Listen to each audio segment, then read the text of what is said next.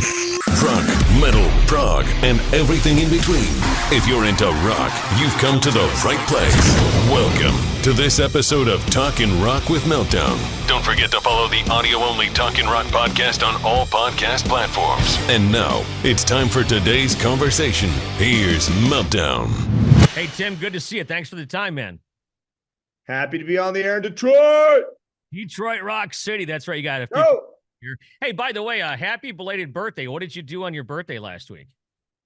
I was duck hunting in Arkansas. Ah, nice. Yeah, so we go on an annual trip down there, and a bunch of singers, and Thomas Jane, the Punisher, the actor from the Punisher, showed up. And last year, Kid Rock came down, brought his jet, and then ended up flying us around somewhere in the middle of the night. That was interesting. Yeah. I know that you've hunted and have done a bunch of stuff with him, haven't you? Yeah, for sure. So. Yeah, good dude. It's kind of funny. Do you ever look back? Because you grew up relatively poor. Am I correct? Yeah, relatively, real. Right. Well, I didn't want to assume, but right. So now you look back on your life, you're flying around in jets. I mean, it's got to be mind blowing sometimes. Yeah, I'm pretty sure I've met every person on the poster in my trailer house childhood room. Really? I've checked them all off. I'm like, I think I did my career backwards. Aren't you supposed to do this later in your career? Not early, but all those guys have been big supporters, from the Foo Fighters to Kid to Nugent, all those guys. So got an eclectic friend group. Yeah, that's great. Of course, Nugent, another Detroit guy. So for rock fans that may not know who you are, give us a little bit of a background. Was your big break the David Letterman thing? In my brain it was, but we went and maxed out our Orchard Bank poor people credit cards, because we're like, we're gonna break after this David Letterman show, and by God, it took another 10 years on the drawing board to figure it out. Right. It was my first big moment. I look back, and it was premature in my career, like I do everything premature, and then insert the joke. But if that hadn't happened, I don't know. He gave me a taste of like the big time. And I kind of ran off that energy for a decade of like, I want to feel that feeling I felt at the Ed Sullivan Theater in 2008, So yeah, he was the first guy to give me a shot. Was it my first break? I don't think I broke from that, but it was pretty wild. Was that the first time you were ever in New York City?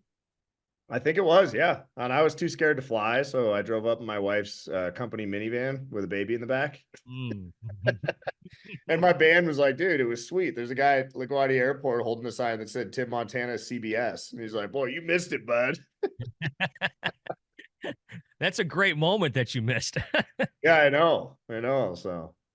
Yeah. And so then from there, you start putting out, country records, but you always have like a little bit of a rock vibe to it. But this new record that you're going to be dropping this year, tell me about that. Oh, it hits hard. I think we'll put all the whole, is he a country guy or a rock guy? I think that'll all go to bed pretty quick. Mm-hmm. My live shows forever, I tell people I've been terrifying country audiences for, 10, 12 years. And it's all, even in Nashville, they're always like, you're too loud, you're too rowdy, your beer, this and that, your amps. And so finally rock embraced me, thanks to you guys spinning me. And so I feel at home. I feel comfortable. I don't feel like an alien anymore. And I left Nashville, and I'm so excited. Wait, you're not in Nashville anymore? Oh, I moved out of there, baby. The day the song dropped is the day I closed on some property up here in Montana. So, okay. And there's nothing more heavy metal than the negative 30-degree weather that we're going to have tomorrow. So, sure. Isn't Nikki Sixx living up there? Dude, everybody's up here. It is wild. Like John Mayer's over here, and then Costner's got a spot down the road from me. Hank Jr.'s right up the road this way, about 30 miles. I see more people in the Bozeman airport than I do in Los Angeles. It's bizarre. So Jelly Roll one time told me, I asked him, I go, what, dude, are you country or rock? And he made a point that it kind of depends on the production. And that kind of made a lot of sense. It's like you can sing songs about mud bogging or fishing or whatever the case is, but if it's got a twang or it's got an electric guitar, it kind of determines where you stand. Do you agree with that? Yeah, I think so. And I think he had a song that went #1 on rock and on country. And if you listen to the country version, they just turn the fiddles up. Yeah. You're just a fiddle player away from a Nashville hit. Yeah, right. Exactly. Yeah. The fiddle man. We don't need to talk about him right now, but, yeah. So tell me about your record. You got any guests on it? I don't know if we're going to do any features yet. We might have a feature guitar player, but we're not sure. But I don't know. There's also that part of it, if this is going to be my first like big rock statement, I kind of want to make it on my own, you know? I mean, not to say if somebody calls last minute, I'm not going to do it, but I've done a lot of features over the years. Billy Gibbons and I've done a ton together, and Kid Rock's featured on stuff, and I've had a lot of different people. But I think kind of stamping my name in the rock world, I played guitar on this whole project. I wanted to show off me, baby. Let's go. What kind of rock guys did you grow up listening to? You mentioned the Foo Fighters and stuff, but anyone else? This dude, I was so grunge. It was like I have a hard time listening to Nirvana today because I wore it out so much from the ages 14 to 18. And I was the weird kid that had Carhartt pants and work boots and a Nirvana shirt every day. And I could never afford their official gear. So my mom would get me like Goodwill sweaters, and then she'd put the Nirvana patches on the back. And I'd go to dude high school, and people were like, God, this guy's weird. I'm like haying and like, you know, singing Nirvana while I'm out there haying in the field. Your parents were big time supporters of what you wanted to do. My mom was, yeah. Yeah, we had stepdads that I don't talk about. They're not big time supporters, the old punch in the face. Yeah, that's no good. But yeah, I think I saw it on your Wikipedia. It said that something about you learned to play guitar by candlelight. You guys didn't even have electricity where you were, huh? Yeah, we were in the middle of nowhere, and I had to work to get batteries for my CD player. And then I don't love playing acoustic anymore because it reminds me of poverty. I'm like, man, when they shut that generator off, I'd be stuck with a little junky acoustic guitar.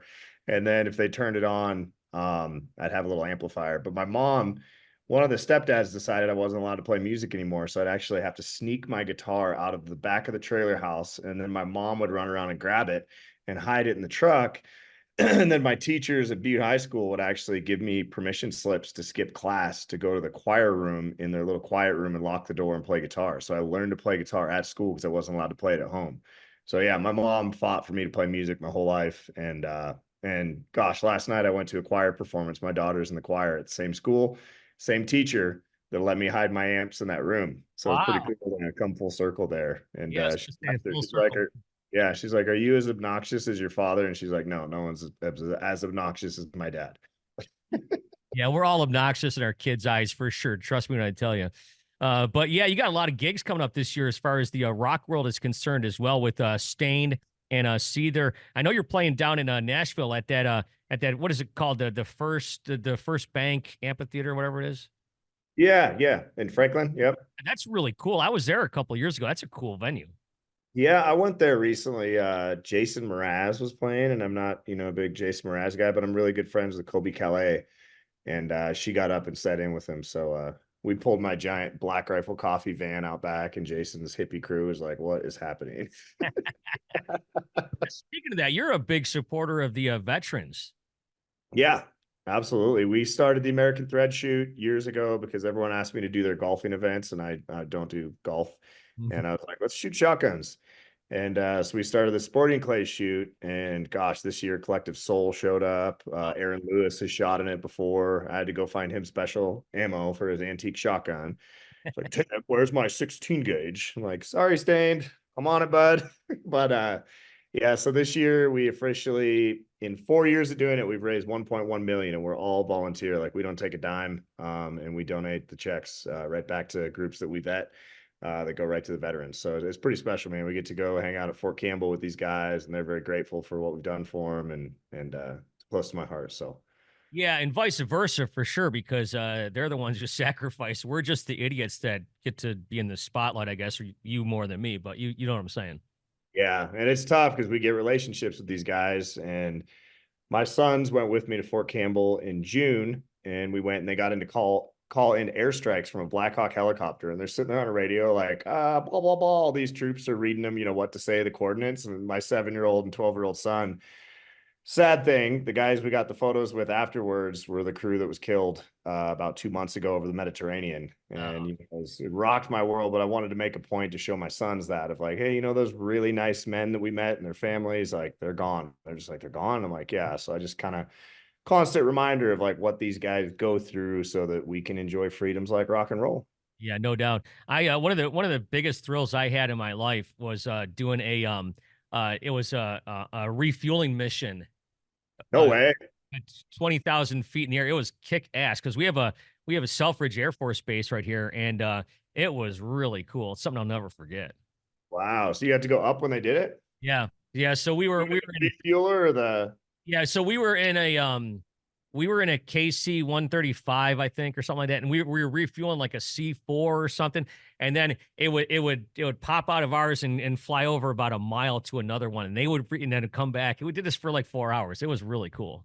wow, that's wild. Never done that. Yeah. What kind of you played for the troops, obviously, right?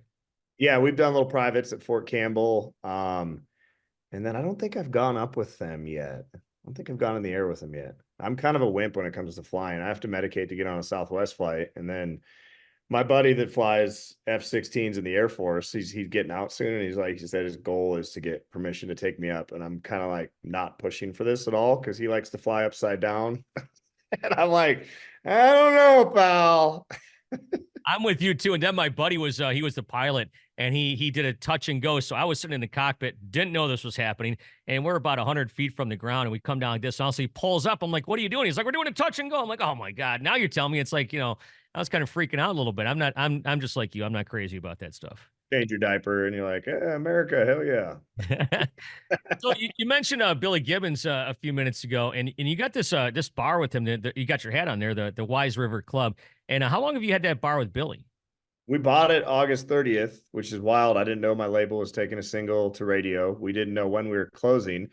And I get a call that your official, ad date of my career is August 30th. And I get a call that says you close on your bar August 30th. And I'm like, I don't know if I would have done both of these at the same time had I known. Yeah. But so we're up here, and Gibbons came up. This bar opened in 1896. We've got a casino, restaurant, old school hotel upstairs with 7 rooms, 7 cabins out back. Like I said, RV spots, the old gas station. And it's been a while, man. People have just been flooding out here because they're hearing my song all over the radio. And then they're like, hey, Wise River Club. And everyone up here knows it. And so they just drive out and guess when I'm going to be there. And then Billy came in one time for lunch. There was a bunch of cowboys. It was on a Sunday, and ZZ Top was rolling through. So here comes this, giant X3 Prevost tour bus. Off gets Gibbons. Bunch of cowboys are having lunch, and I said, play LaGrange. And he just gets on stage and plays LaGrange at noon on a Sunday. And these cowboys are like, that guy looks like, I'm like, well, that guy is. That is so cool. I love it when that kind of stuff happens. So you say that it's got rooms upstairs. Was it a brothel at one point? Man, I hope so, but I have not been able to find any supporting documentation. We're trying to get permitted to turn it into a brothel, but so far the state of Montana frowns upon that. So, all right. So I have to ask you, since it's so old, it's what, 125 years old, 130 years old. So is it haunted? That's the question. We have heard stories, but my old guitar player has lived up there since August, and he hasn't heard anything. He said when the wind blows, the building creaks, but there's definitely been some murders and stuff like that have happened there over the years. As any old Western establishment, you're going to have that. Mm-hmm. So we haven't seen anything yet, but we've heard stories. Okay, I'll take that. Yeah, because every time there's something like that with so much history and stuff, there always seems to be something clinging to it. Yeah, it'd be cool if it was haunted with old prostitutes. We got can I book room 2? We have a bar here that was built in the 1830s. It was 1831 or something like that. Anyways, sometimes they smell smoke upstairs, and it was a brothel at one point, all this stuff. But your place had Evil Knievel would come in there. Yeah, they had a pet elk for years. And if one more person asked me to buy an elk, they come in and they're like, Tim, you're doing a great job. You know what you're missing? I'm like, well, let me guess, a wild animal. And they want an elk so bad because his name was Bully. And he lived there for years. And if you walk in our bar, on the ceiling, you have his antlers from when they were a spike to when he was a massive bull. So there's like, people walk in this place like, dude, you have like $5,000 worth of antlers nailed to the ceiling. And I'm like, yeah, it's pretty much one elk. But Evil Knievel would come in and get drunk and always get in the pin, and the owner would get all pissed off. And I'm assuming they'd start shooting in the air. I don't know. I haven't confirmed that, but I'm just assuming. I know the people up here. But Evil would try to ride the bull.